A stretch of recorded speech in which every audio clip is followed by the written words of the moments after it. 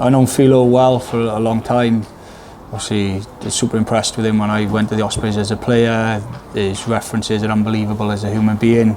Obviously, his understanding of the game through conversations has really impressed me, and he'll be a big asset for the region. Not just our defensive side of the ball, but also myself as a head coach. Also, like us, how we manage things in house, and you know, we're super excited. Obviously, we've taken our time with the announcement because multiple reasons, for the right reasons, of telling people when and where we need to, and yeah, it's exciting for us.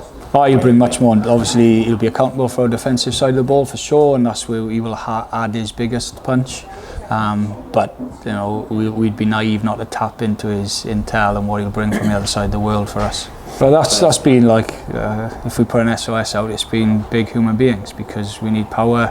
South Africans in the league, the Irish are big teams, and we need to match that. We've got skillful players in Wales, we've got a great ball moving team.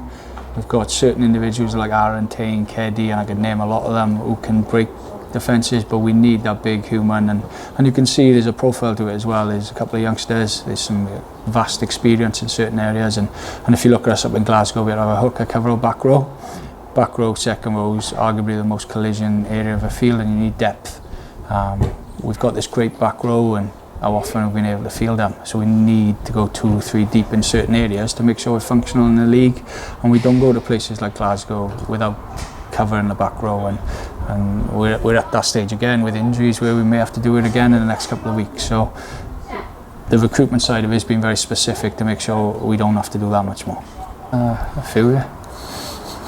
We may not be in the next week or so. There may be another announcement maybe tomorrow, but there'll be a couple next week, or maybe 1 or 2, and there's a little bit of business I'd like to get done over the next couple of weeks as well. The role is way more than I've envisaged. So I come in as a head coach and the director of rugby, and suddenly I lost the director of rugby, I lost the head of recruitment, I lost the defence coach. Obviously it's way more, but I've thoroughly enjoyed it because I've tried to stay optimistic through it. I know I have a purpose to be the best version of me I can for this region, and like, we got to sell the vision, and I think we've done that really well. We've been very honest. The board have been superb in supporting it with the meetings I've needed, logging online at difficult hours of the day, if I'm honest. You know, you're talking to people in the Southern Hemisphere, it's either 6 o'clock in the morning or 9, 10 o'clock at night, and we've achieved certain amounts of what we would like to have achieved.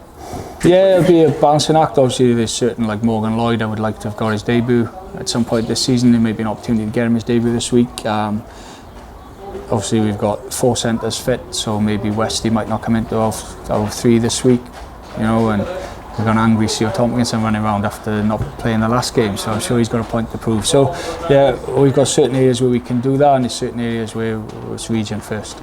Full metal jacket, isn't it? That's what I read online. That's great for us. You know, we know this year's going to be tough, and hardship, and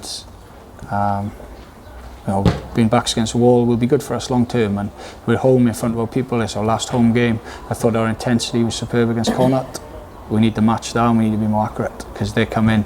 Connacht want to get in the playoffs, Stormers want to get in the playoffs, and Ospreys want to get in the playoffs. How good would it be to knock one of them, maybe 2 of them off?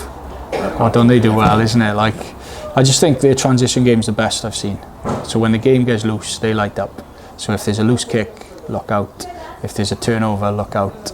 If there's an opportunity to go from behind their post, they go in. So we need to be on. I'm sure it'll be a great spectacle Friday night for anyone who comes to Rodney Parade, because the way I've sort of explained to our boys, transition this week can be our biggest friend or our biggest enemy. Because we like playing off transition with people like Rio, Jordan, Chris Hollis, but also Stormers like this. So if we can win them transitional battles, we could have a good day. Quite a few, yeah, it's quite a few injuries.